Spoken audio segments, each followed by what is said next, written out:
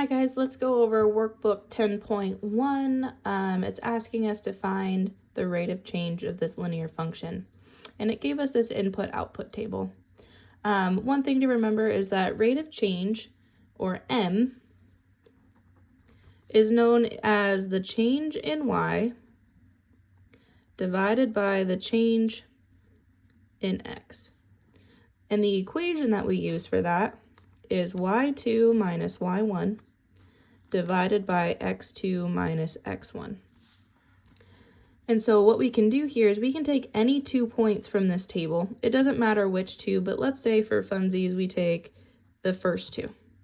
So if I take point -2, -2, and the point 0, -3, well, every point has an x value and a y value. Since this is my first point, I'm going to label this x1 and y1. Since this is my second point, I'm going to label this as x2 and y2.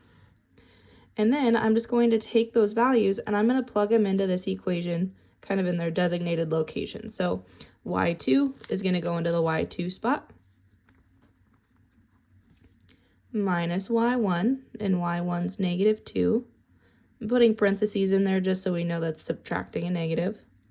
And then I divide that by the change in x's. So x2, which is 0, minus x1, and x1 is -2.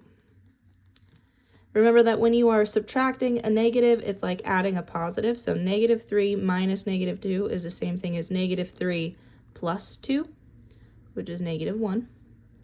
And 0 minus -2 is the same thing as 0 plus 2, because again, we are subtracting a negative, so that's 2. So my slope, or my rate of change, is -1/2.